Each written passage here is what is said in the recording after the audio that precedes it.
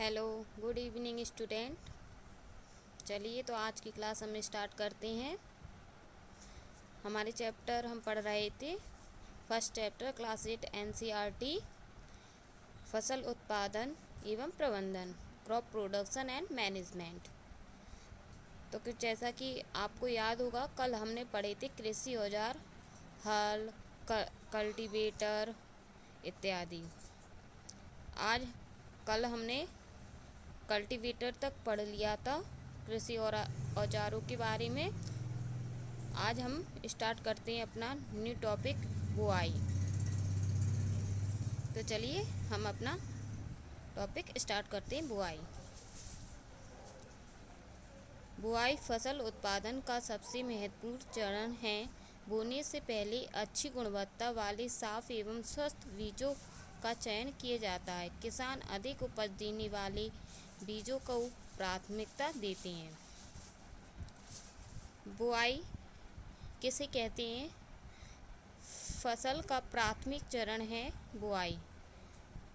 फसल उगाने के लिए सबसे पहला प्राथमिक चरण है कि हमें मिट्टी को पोली करके उसमें बीजों को बोना पड़ता है। तत्पश्चात फसल उगना प्रारंभ होती है और बुआई के समय हमें अच्छे बीजों का चयन करना आवश्यक है। पढ़ते हैं बीजों का चयन किस प्रकार किया जाता है। अभी लड़की है, एक दिन मैंने अपनी माँ को देखा कि माँ चने के कुछ बीज एक बर्तन में रख कर उसमें कुछ पानी डाल रही है। तत्पश्चात कुछ बीज पानी के ऊपर तैरने लगे। मुझे आश्चर्य हुआ कि कुछ बीज पानी के ऊपर क्यों तैर रहे हैं। एक लड़की, मान लो कि जैसे कि बच्चे आप हों, आप अपने घर में देखते होंगे कि आपकी मम्मी आपको सुबह नाश्ते में उबले हुए चने देती होगी। क्या उबले हुए चने को वो पहले गलाती है, तब आपने कभी नोटिस किया होगा कि जो कुछ चने तो पानी की तली में बैठ जाते हैं और कुछ चने पानी की सतह पर तैरते रहते हैं। क्या कभी आपने सोचा है ऐसा क्यों होता है? ऐसा इसलिए होता है कि जो अच्छी गुणवत्ता वाले चने होते हैं वो नीचे बैठ जाते हैं और जो निम्न गुणवत्ता वाले चने होते हैं वो पानी की सतह पे तैरते रहते हैं। तो इस तरह हम बीजों का चयन करते हैं। उसी प्रकार किसान भी अपने खेतों में बुआई के लिए उच्चतम गुणवत्ता वाला चना अथवा बीजों का चयन करता है। उन्हें ही बीजों का चयन कहते हैं। चलिए तो हम पढ़ते हैं नेक्स्ट क्या है। इधर पर एक क्रियाकलाप दिया गया है स्टूडेंट, आप देख रहे होंगे। एक क्रियाकलाप है आपके लिए जो कि आप घर पर कर सकती हैं। क्रियाकलाप मतलब एक्टिविटी, इंग्लिश मीडियम वाले आप समझ जाएं। आपको एक एक्टिविटी करनी है घर पे। एक व्हीकल लेकर इसे पानी से आधा भरिए। इसमें एक मुट्ठी गेहूं के दाने डालकर भली भांति हिलाइए। कुछ समय प्रतीक्षा कीजिए। आपको अपने घर पर एक एक्टिविटी करनी है जिससे आप पता लगा सकें कि कौन से बीज उच्च गुणवत्ता वाले हैं और कौन से निम्न गुणवत्ता वाले। उसके लिए स्टूडेंट आपको एक एक्टिविटी करनी है घर पे। आपको करना है, एक बाउल लेना है, यानी कि एक कटोरा लेना है, उसमें कुछ पानी डालना है। फिर उसके बाद उसमें कुछ गेहूं के दाने डालने हैं और उसको अच्छी तरह मिलाकर कुछ समय के लिए छोड़ दें और प्रतीक्षा करें। आपने पाया कि क्या कुछ बीज जल के ऊपर तैरने लगते हैं। जो बीज पानी में बैठ जाते हैं वे हल्के हैं या भारी हैं? हल्के होते हैं, अतः यह जल पर तैरने लगते हैं। अच्छे और स्वस्थ बीजों को क्षतिग्रस्त बीजों से अलग करने की यह एक अच्छी विधि है। बुआई से पहले बीज बोने के औजारों के बारे में जानना आवश्यक है। जब आपने ये एक्टिविटी अपने घर पर की तो आपने पाया कि कुछ बीज तो तली में बैठ गए हैं पानी की और कुछ पानी की सतह पर तैर रहे हैं। पर ऐसा क्यों हुआ? आपने सोचा क्योंकि जो अच्छी गुणवत्ता वाला बीज होता है वो तो सतह में बैठ जाता है और जो निम्न गुणवत्ता वाला यानी कम गुणवत्ता वाला बीज होता है वो सतह के ऊपर तैरता रहता है। तो यह जो एक्टिविटी है ये अच्छी और बुरे बीजों के भेद को बताने के लिए सबसे अच्छी विधि है, जिसे आप आसानी से अपने घर में कर सकते हैं, प्रयोग कर सकते हैं। अब हम पढ़ेंगे बुआई से पहले बोने के औजारों के बारे में जानना। और जैसे कि किसान या कोई भी जो फसल बोता है तो उससे पहले उसको बुआई में प्रयोग किए जाने वाले औजारों की आवश्यकता पड़ती है। तो हम बुआई में प्रयोग किए जाने वाले औजारों का अध्ययन करते हैं। औजार दो प्रकार के होते हैं, इसमें दिए गए हैं परंपरागत औजार। अब हम पढ़ते हैं परंपरागत औजार क्या होते हैं। इसको आप हेडिंग कर देती हूँ मैं, हाईलाइट। परंपरागत रूप से बीजों की बुआई में इस्तेमाल किए जाने वाले औजार कीप के आकार का होता है, जैसा कि आप निम्न चित्र में देख रहे हैं।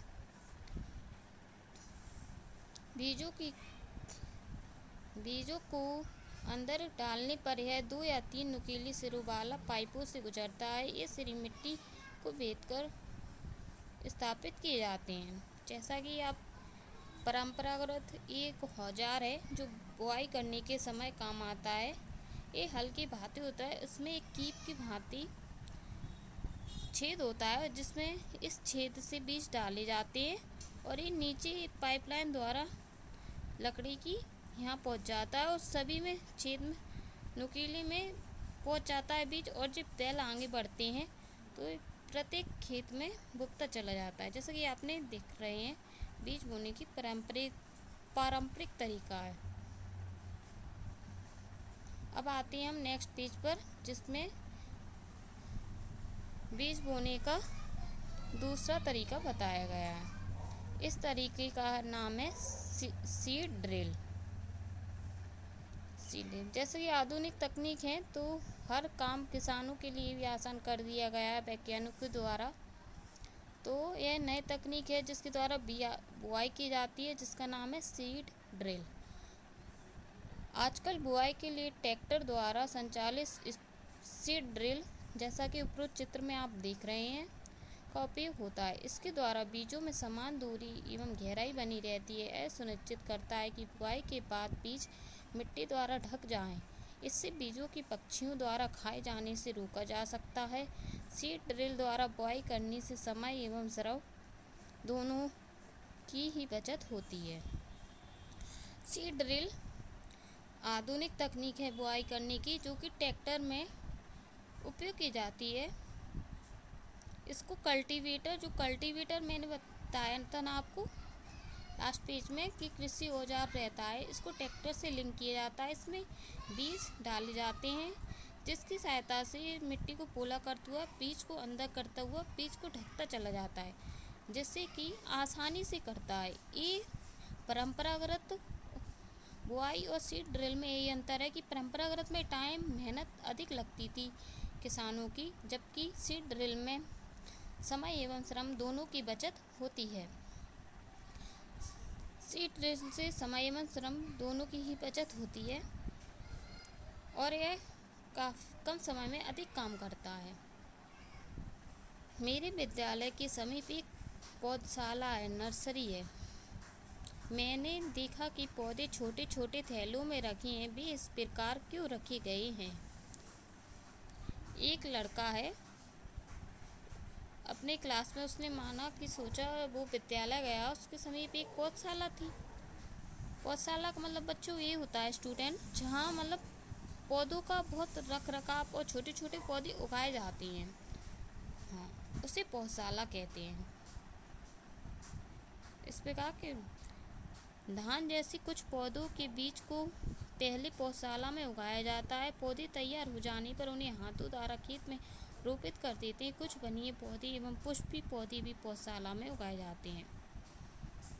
जैसे कि स्टूडेंट आपको पता होगा प्रयोगशाला होती है हमारे स्कूलों में जिसमें हम साइंस के प्रैक्टिकल करते हैं प्रयोग, उसी प्रकार पौधशाला में बीजों के द्वारा छोटे छोटे पौधे उगाए जाते हैं। फिर उसके बाद उनको निकाल कर खेत में रोपित कर दिए जाते हैं।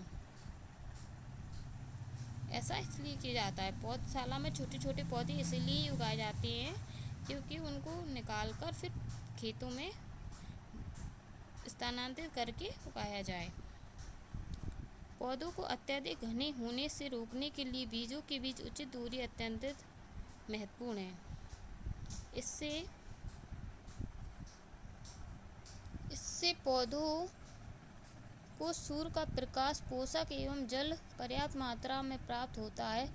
अधिक घनेपन को रोकने के लिए कुछ पौधों को निकालकर हटा दिया जाता है। हमें फसल करते समय दूरी का विशेष ध्यान रखना चाहिए। जितनी दूरी समांतर रहनी चाहिए, न ज़्यादा अधिक न ज़्यादा कम। अगर दूरी पास पास में हो जाएगी तो पौधों को सूर्य का प्रकाश और पोषक तत्व जल पर्याप्त मात्रा में अधिक वो मिलेंगे, जिससे नहीं हो पाएगा, फसल अच्छी नहीं होगी। और अधिक घनेपन को रोकने के लिए ऐसा किया जाता है।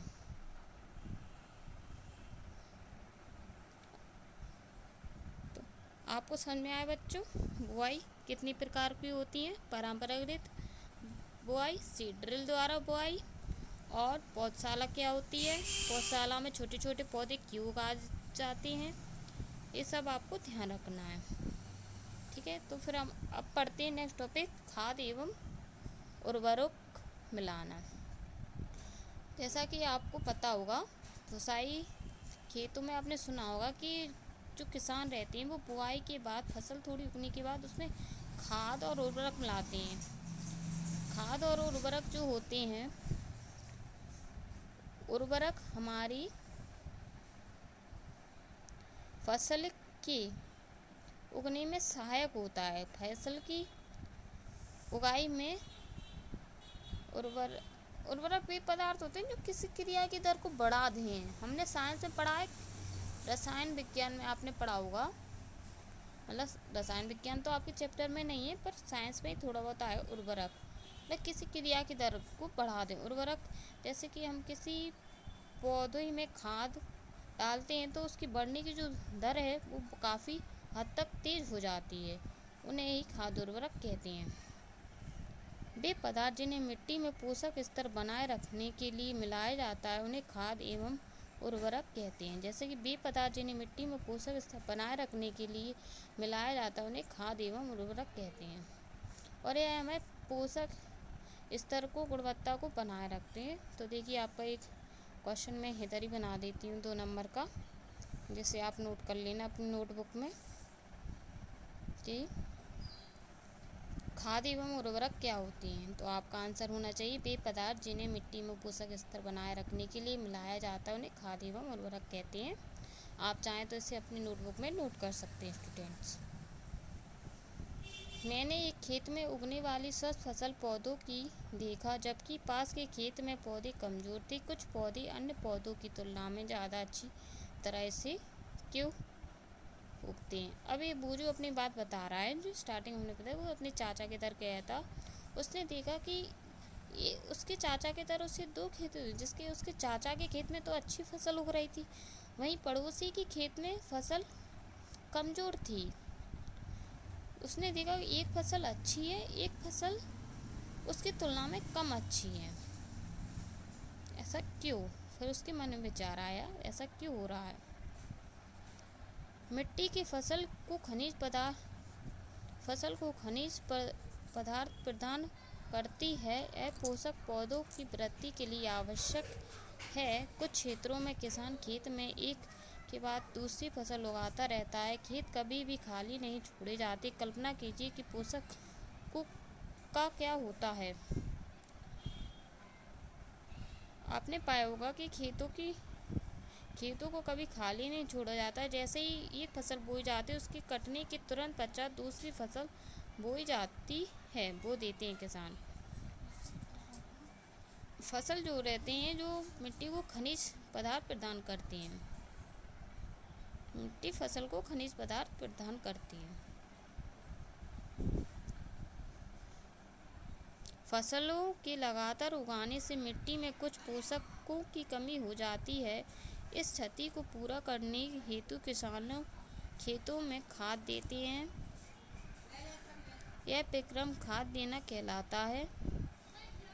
अपर्याप्त खाद देने से पौधे कमजोर हो जाते हैं। फसलों को लगातार बुआई से फसलों के जो पोषक तत्व हैं उनमें कमी आ जाती हैं। उसको खनिज पदार्थ और पोषक तत्व देने के लिए किसान अपने खेतों में खाद का प्रयोग करता है, जिससे कि खेतों में पोषक तत्वों की मात्रा बनी रहे। और जो किसान अपने खेत में खाद नहीं देता है तो उसकी खेत अन्न की अपेक्षा पौधे कमज़ोर हो जाते हैं। अब हम पढ़ते हैं खाद एक कार्बनिक जैविक पदार्थ है जो कि पौधों या जंतु अपशिष्टों से प्राप्त होता है। किसान पादप एवं जंतु अपशिष्टों को इकट्ठे में डालने चाहते हैं तथा इसका अपघटन होने के लिए खुले में छोड़ देते हैं। अपघटन कुछ सूक्ष्म जीवों द्वारा होता है। अपघटित पदार्थ खाद के रूप में प्रयोग किया जाता है। कक्षा 6 में वर्मी कंपोस्टिंग अथवा केंचुओं द्वारा खाद तैयार करने की विषय में पढ़ चुके हैं। इधर पर बताया गया है कि खाद एक कार्बनिक जैविक पदार्थ है जो कि अपशिष्ट जंतु एवं खाद्य पदार्थों के अपशिष्ट से बनती है। जैसा कि आपने कक्षा 6 की साइंस में पढ़ा होगा कि वर्मी कंपोस्ट द्वारा खाद का निर्माण कैसे किया जाता है, तो केंचुओं द्वारा खाद तैयार कैसे की जाती है, आपको अच्छी से याद होगी। चलिए अब हम नेक्स्ट पेज पे चलते हैं। नेक्स्ट पेज हमारा टर्न हुआ। अब हमारे नेक्स्ट पेज पे आप देख रहे हैं एक एक्टिविटी दी गई है। इस एक्टिविटी को हम स्टूडेंट कल पढ़ते हैं। आज हम अपनी क्लास इधर ही रोकते हैं। और आपको क्लास अच्छी लगी हो तो सब्सक्राइब करें, लाइक करें, कमेंट करें और शेयर करें। तो स्टूडेंट आज हमने क्या क्या पढ़ा मैं आपको बता देती हूँ कि आज हमने पढ़ा कि बुआई के कितने तरीके होते हैं। तो परंपरागत तरीका और सीडल तरीका, और खाद और हमने खाद एवं उर्वरक क्या होती हैं और इन्हें क्यों मिलाया जाता है। हमने पौधशाला क्या होती है ये भी पढ़ा है। और खाद कैसे निर्माण की जाती है, ये वर्मी कंपोस्टिंग द्वारा होता है। अब आपका क्या करना है, आपको वर्मी कंपोस्टिंग क्या होती है इसके बारे में आप मुझे कमेंट में आंसर दें। ये आपके लिए क्वेश्चन है क्योंकि आप ये लास्ट क्लास में पढ़ चुकी हैं। क्लास 6 में आपने पढ़ा है। तो आप कमेंट करके बताएं कि वर्मी कंपोस्ट क्या होती है। और नेक्स्ट क्लास में हम पढ़ेंगे ये एक्टिविटी और सिंचाई। 2 टॉपिक कल हम कंप्लीट करेंगे, अपनी एक्टिविटी और सिंचाई। ठीक है स्टूडेंट, तो आज की क्लास आपको कैसी लगी? Thank you for watching.